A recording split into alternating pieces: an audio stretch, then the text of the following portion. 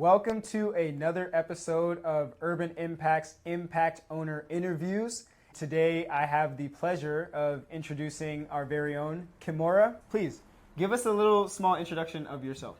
Hi, I am a business owner and I have 2 kids. I own this fun salon here in West Seattle. Which is amazing. It's for kids, so we try to make this haircuts fun for them and a great experience. Absolutely. Julio Bester, your host. I'm actually very grateful to be here. I'm super excited to get to know Kimora because, as you can see, she is doing it. All right, this venue is amazing. We'll throw in some B-roll and some little tour at the end of this video so you can kind of get a feel for the place. Let's get into it. How did you get here? What is kind of your story arc with Snippets? Tell me a little bit about the story of Snippets. Yeah, I think I've been in every hairstyling kind of job, gig, because I started off at a strip mall, we're actually at the mall at South Center, and trying to gain clients. And then from there, I kind of progressed enough where I was able to rent a chair. So then I rented a chair. Okay. I did some mobile work. I did international work. I went out of the country for a little bit. And then when I came back, I opened up a salon suite. Okay. And then I had kids, and I was like, okay, well, how am I going to make this work for me? So I started looking into a job where I could have my kids around. And then I found Snippets. So I went and I actually worked for the previous owner for a couple years before I acquired it. Come on. Yeah, so it kind of helped me, just kind of led me into the role that I'm in now. And it works really well with my family. I'm able to market organically and not pushing myself into places that I'm not really gonna be at. You know, if we're at the park, water park, we're handing out flyers. I do a lot of engagement with my kids' school as well. So we're there, you know, putting tinsel in the hair, doing color spray, and it all helps with my time and being able to balance out my life with my kids. That is awesome. So a big why for you is being able to make money the way you want to make it so you can spend time with your kids and have the flexibility that you want. Yes. That's legit. Speaking of kids, I want to go backwards to Kimora as a kid. Were there any entrepreneurial sparks, like looking back, where you can say, oh yeah, like I knew I'd probably be an entrepreneur when this happened, or you did this? What are some of the stories for you? I would have to say, thinking back, my grandmother was an entrepreneur. She was also a dancer. She owned a reggae club. So we had discotheque, they call discoteca back back where we're at. Yes. Back home, the kids work. The kids are in the business. You know, we're doing stuff. So as a kid, we were. You said this is Caribbean? This is in Nicaragua. Nicaragua, okay. Yes, yeah. But my family's Afro-Caribbean and Chinese. They had a Caribbean club in Managua where we were able to help set up the business. You know, I remember brushing down the dance floor with the broom and just hosing down the walls and buying crates of beer. As a kid, you're buying crates of beer? You know, we would flag down the beer guy, and they would come, and my dad would be like, count this out, you know, and then we'll go and buy stuff. I was in the club helping to make sure that people were getting their services. We would dance in the club and entertain people, and it was lots of fun. I just remember as a kid growing up in my grandmother's and then my father's business. And we did everything. I had like this hustle in me from a very young girl. Did you have siblings that helped you as well? Yes, but I think I was more motivated to do stuff than my siblings. But you know, we were all there. We were all there helping out where we could. That's legit. That's really cool. I mean, and how old were you when you when you started working in the business? About 10 or 9. Wow. 9 or okay. 10, yeah, we were in the business. Full on, Nicaragua. Let's go. Grinding it out. All right. We're not going to talk about child labor policies, but hey, real talk. That's the family business. That's how it was before we had all the legislation. I mean, in order for a family to survive, you know, you have as much kids as possible because this is your survival strategy. So you're working as a kid, and then tell me the story of, like, was Snippets your first business and it was super successful? Like, what was your journey getting to here? Like, did you have any businesses before Snippets?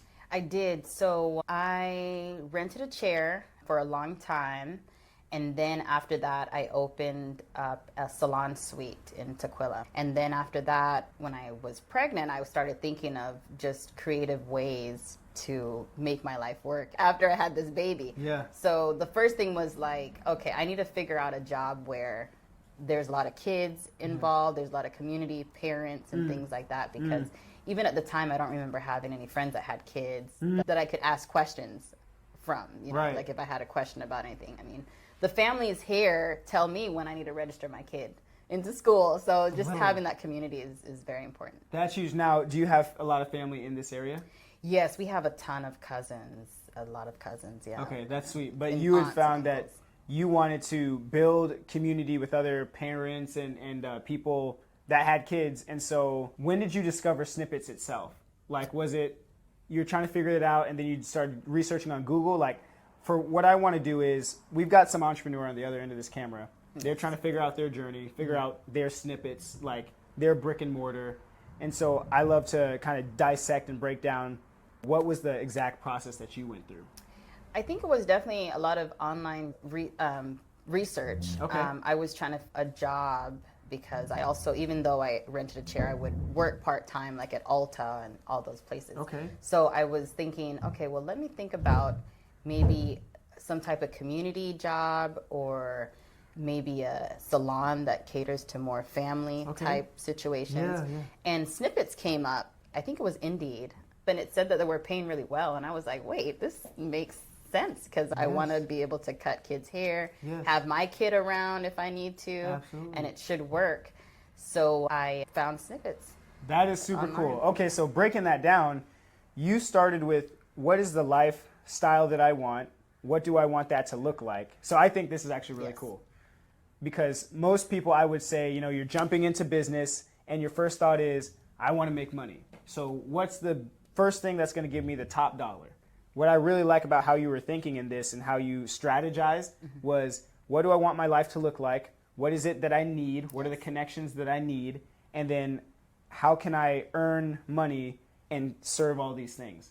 So now you're literally living the life where you're connected to the people that are here to support you.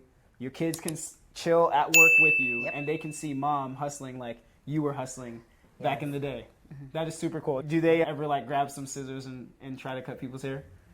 Not yet, but my son will sweep or he'll help me, you know, kind of navigate the process when the kids come in and get their toys let's and go. things like that. So he'll run out and do his homework out here, or you'll see him. My daughter will be out here cooking stuff in the kitchen. So, like, they stay entertained. That is awesome. So what is something that you during your process? So you purchased a franchise. Yes. Okay, that's legit. So we got to get into that because sometimes as entrepreneurs we think, oh, we need to figure everything out from the ground up, do it ourselves, et cetera, et cetera. But you were able to find a business system, purchase that system, and then keep it running. Yes. What- For the Seattle market. For the Seattle market. So what is it like buying a franchise? I luckily had a lot of help from the previous owner. He pretty much was, you know, gonna hand everything down to me because I worked here, and I feel like he felt like based on the model, it would work best with somebody who's working in the business. Yeah. And I think that's true. So once he was able to kind of guide me, I was able to find other resources Okay. in the community. Okay, So what were I- some of those resources? West Seattle Junction Association, Okay. which is business nonprofit that helps support business owners in this area, in the Junction area. Okay. The West Seattle Chamber was very good help. There's a lot of motivated people in these organizations that Yeah. are willing to sit in a meeting with you and just figure out what your challenges are and find out a way to help you.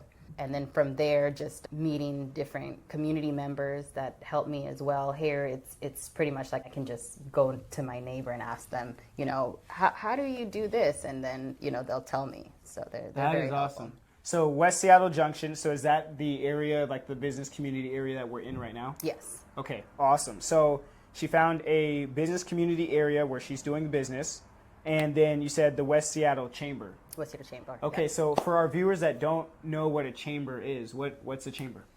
It's definitely a network of people in the community that I feel are trying to make connections. So I feel like it's helpful when it's in a certain business area, because then you can meet this person like at a meeting. So if you go to a meeting, you'll meet this person, and they usually hold like different programs or classes that will also help entrepreneurs in the area. So if you are trying to get more connected with other people, perhaps if you have a brick and mortar meaning a physical location, your area might have some kind of service for your business. The other thing we can learn here is a Chamber of Commerce. So just go ahead and Google search your area Chamber of Commerce. It will pull up, and that is a place where, as we've just learned, other business people and entrepreneurs are looking to connect so they can network, grow their businesses, and then support each other.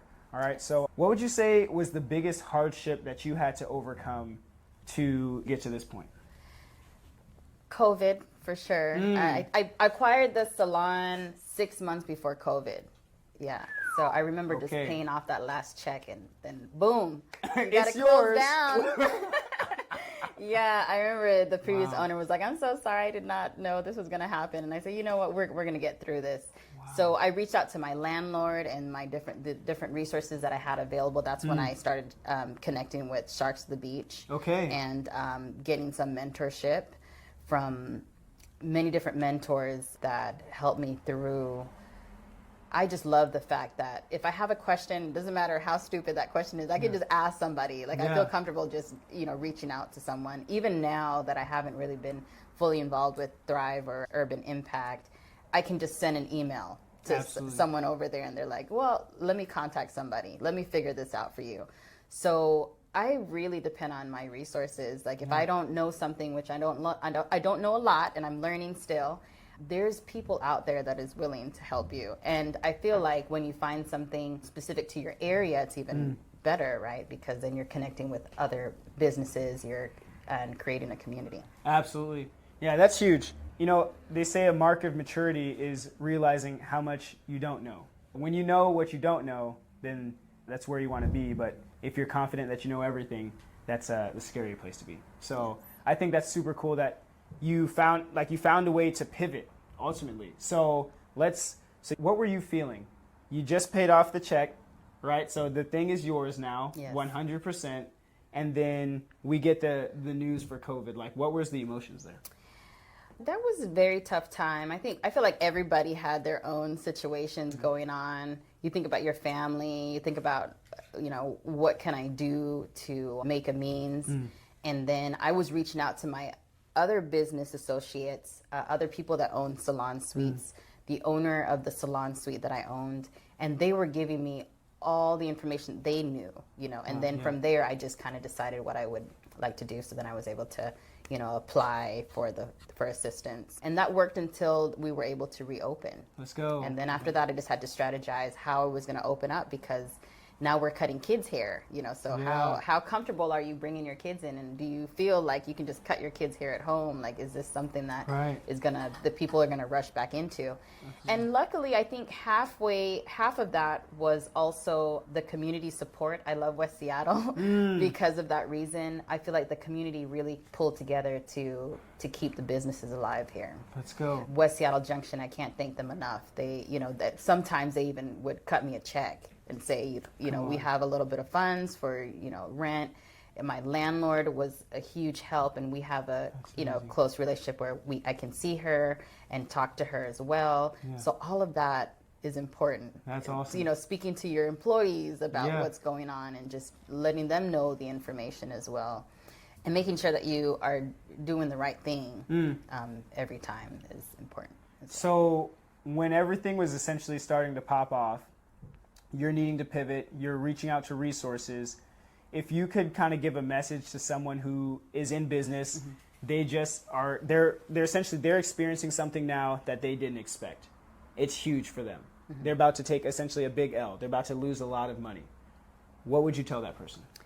I would tell that person to reach out to somebody in their community, or somebody who is doing what they do or something similar, and just ask them. You would be surprised how much information you'll get from someone who has already experienced maybe what you've done, and they were able to get through it, because most times in the beginning, when you first go through a problem, you're like, oh my goodness, I don't know what to do. Yeah. I have no idea how to start, this resolving this situation. Absolutely. And there's somebody out there who's done it 5 times over, and doesn't seem as hard to them as it does to you. So Right. No, that's actually real talk. Like, the mountain seems huge to the person that's never been up it, but then when you have the tour guide that's taken 50 trips, they'll be able to help you navigate. Yeah. But when you're humble enough to say, hey, I need some help. You've been here. You've done that. What can you tell me to get me to my next level? Yeah. And now you're more empowered to do the same thing for whoever's coming behind you. yes. That's super cool. That's true. So what does the future of Snippets look like? I just want to pour into the community, because I feel like the more you pour into your community, the more you get back, the more rewarding it feels to even be a part of it. And I want to learn how to get over obstacles when they come about, and not feel scared, and just understand, okay, well, this is just something that I need to go, and I just need to fill out a form for it, or I just need to go and meet with somebody or call somebody. Yeah. So, like, during this time, I'm just going to work on building relationships with the people that may have answers for me, maybe not now, but in the future. Absolutely. And also just finding ways to help the community as much as possible. Let's go. I really like that. And throughout our interview so far, I mean, you've really been big on community and relationships. Yes. Like, it seems like that has been the thing that has helped not only like help you survive, but thrive. Yes. It's definitely. community, relationships, making connections, which is awesome. Off camera, we were talking a little bit about your marketing. Yes. And how you like do it organically in nature. If you wouldn't mind sharing, like, what kind of marketing does Kimora do? Oh, okay. Well, I don't remember the last time I paid for marketing unless I'm buying stuff. Bing, bing. That's Yeah, huge. let's Don't advise- no more excuses now. Yeah. All right. But we actually have a marketing person that through the franchise that will help me do anything I want, even create a graphic. So Okay. I highly utilize her. Let's I go. talk to her all the time. I remember when we were talking about budgets and stuff, I was like, you know what, I'm going to exhaust all my free marketing first. And after that happens, then we'll start paying for marketing, because Yeah. there's so much when you pour into the community that you can get back when you are just helping, when you're just outside greeting people. I love that we have the farmers market every Sunday where the street gets blocked off. Yeah, so yeah. I'm out there. If we're slow, I'm out there talking to people, handing out balloons, lollipops, whatever, just to get a conversation. Because there's people like myself that need help with their kids' haircut, but don't really know how to go about it, don't understand why it's important to get their kids' haircut at a haircutting salon for kids. And I think this is the answer to a lot of families that, through conversation, they will find us. Okay. No, that's smooth. So, how many people would you say you talk to on average on a weekly basis? Oh, man. It definitely varies. I mean, I could just stand outside on a Sunday and talk to 20 people, Okay, so. And then there's about, 20 to 30 people that come in. And most times it's not only the child, it's definitely not only the child that comes in. Only the kid. Yeah, no, like, hey, I'm Two-year-old, here I'm for my here for my haircut. It's the father, it's the mom, it's the grandma, it's the Yeah, whole yeah. entourage, especially if they're coming in for a first haircut. Oh, okay. So we're talking to families 20 minutes at a time. Wow, Yeah. okay. So every 20 minutes, and then the other stylist has a family, and we're just in here talking about Let's go. all the fun stuff. Let's go. Okay. That's awesome. Now, you've mentioned pouring into the community Yes. as a business strategy, because you've said it a couple of times. So, what if you were to break down like your step-by-step process to pour into a community or an area, what would that look like? Well, for the first thing I do is I try to attend all the community events. Like if they're having a meeting at the West Seattle Junction, safety Okay. meeting, I try to go to every event. Okay, so you're hitting every event. Yes. How are you finding those events? Through their newsletter, or I'm on everybody's email distribution Okay, list, I think. so you're on email lists, yeah, newsletters. Just email Okay. list. And the more you go to these things, the more you get the emails, the more you get the calls, the more you get the social media stuff, Yeah, postings. And then I also try to be highly involved in all of the community events. So Okay. I try to sponsor events when I can, or I attend it. I set up a booth. Luckily, with my location, I'm Okay. also, right in the center of most of the festivals that they hold Oh, here yeah. Okay. with the West Seattle Junction. So you'll see me at every festival, just meeting people, handing out coupons, coloring hair, Might see adding Big Snip. tinsel, Snips, our mascot, comes out also. It's just a ton of fun. I like to have fun every day with the kids. Okay, so we're pouring in the community. We're getting emails. We're getting newsletters. So this is a big deal for me because I'm intolerant of excuses personally. Like, I start itching like in the spot in my neck when people start giving them to me, and it's like my ears start like, they're already like small, but they just kind of just shut down. Okay, because it's like, if you truly want the life that you want to live, you'll find a way. We were designed with the ability to create, just like our Father. But it starts with knowing what you want, right? However, the biggest issue, and I think my biggest irk, is when people get in their own way with excuses, saying, oh, I can't because of this, because of that, because of that. And we're already learning here, essentially, you were able to prepay for your marketing because you bought the franchise. So you're using the resources that were given to you. But then you're going out of your way, you're finding newsletters, you're talking to people, you're getting on email strings. So now you're becoming the first to know because you're pouring out so much, because you're doing the work. So no surprise that she's successful because she's out there doing the work. You know what I'm saying? So I just think that's really super cool. Thank you. So who is out here supporting you? There's incredible people in the West Seattle Chamber, in the West Seattle Junction Association.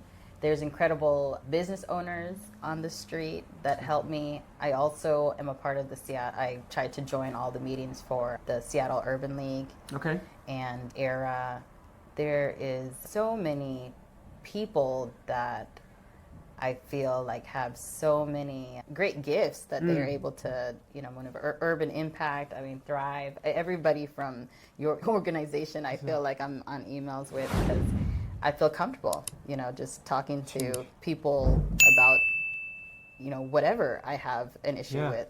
So I think between all of those organizations, I get all the questions I need answered. Do you have, because sometimes, in the entrepreneur journey, there's times where you want to quit. It gets super hard.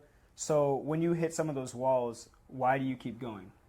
I feel like this is something that comes kind of natural to me because I am a mom and I'm already going to be in the child environment. My kid's school is just right down the street. Let's go. So it's like, this is something that I'm going to stay here until they kick me out type thing because it just works.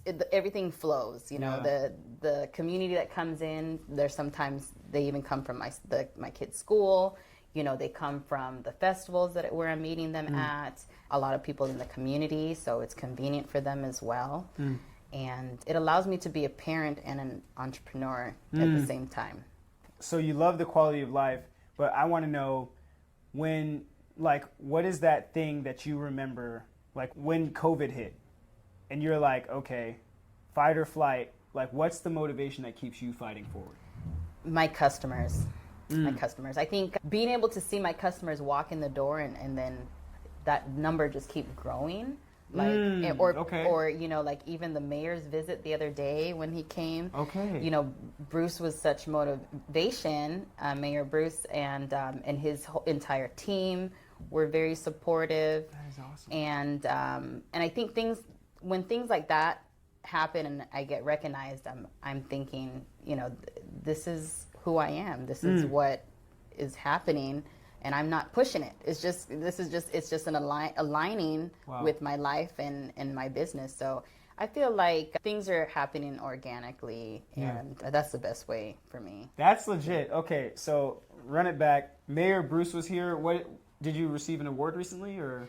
No, he actually, I think before COVID, he came in, and I remember, it was during COVID, before he was elected mayor. Okay. He came in, and we were doing our art walk, and I remember Gabby Moore was here doing a live painting, and he was just kind of in here chilling, talking to the community. Yeah. That was put together by the West Seattle Junction. Okay. She actually walked him over here.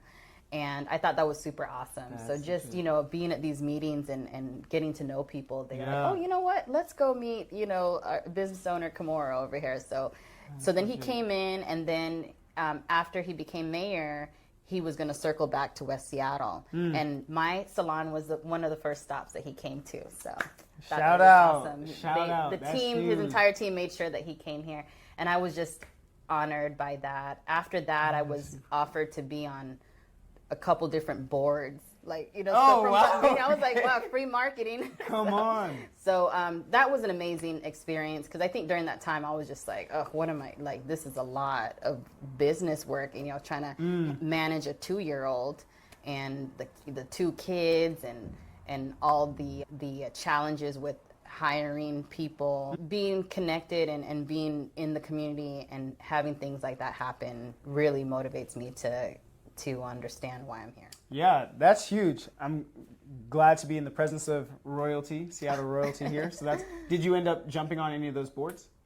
I did, actually. I am now a member of the YMCA West Seattle board. So Okay. I am helping Cleveland King and everybody else who is part of the board over there. So I'm excited about the YMCA. Like, that is an awesome place. I just joined, and they got free child care. Oh, hey, that's a win. You know, so it's just an amazing community awesome. to be a part of. That's awesome. Okay, well, as we get close to wrapping, I have 2 questions for you. Yes. The first question is, Kimora now, looking at your past self as a kid, what would you tell yourself? I would tell myself not to worry as much. I feel like I'm a worry wart. You know, like I'm always thinking, oh, this ain't good. Let me just figure something else out, because if this doesn't pan out, then something else is going to pan out.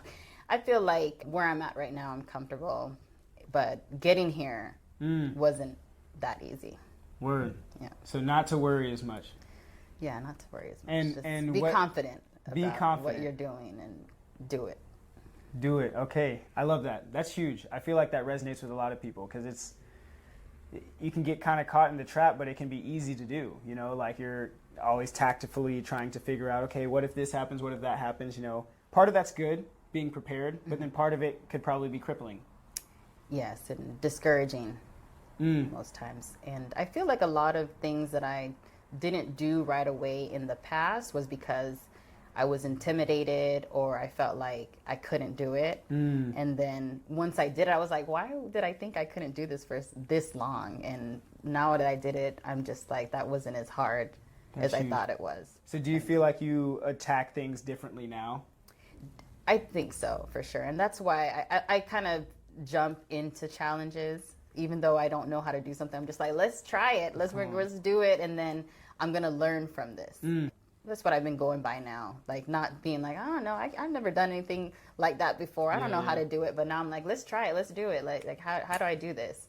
And I'm asking for help. Like, before, I was really big on, I'm just going to do it myself. If I can't do it, you know, okay. I'm going to just do it myself. And now, like, I realize people want to help you. People, like, if you ask for help, there's a lot of people that will help you. Come on. Okay. It clicks. That's why you're able to pivot and survive COVID, because you were able to learn those lessons of boom, boom, boom. People want to be there. You just got to ask. Ask and you shall receive. That's huge. Okay. Second question. Someone who wants to become an entrepreneur, what are you telling them? I would tell them to just be open to everything. You know, just maybe you have to try something that you're not really used to doing, but do it anyways. You know, like maybe be a part of a table that you would normally not be in, so that you can learn how to navigate things, because businesses is always something's going to get thrown at you, and now you got to figure out how you're going to fix it. Like, what are you going to do to fix it? If you don't know how to fix it, then there's resources out there. Like, go do research in the resources in your area, because there's going to be help. That's huge. Thank you so much for your time and your amazing venue. Where can our viewers find you? So right here in the West Seattle Junction, we are at 4506 California Avenue Southwest, and we're on social media at Snippets West Seattle, and Facebook at Snippets West Seattle. Okay. She's not hard to find. Yeah. Thank you so much for your time. We appreciate you. Thank you. All right. Stay tuned.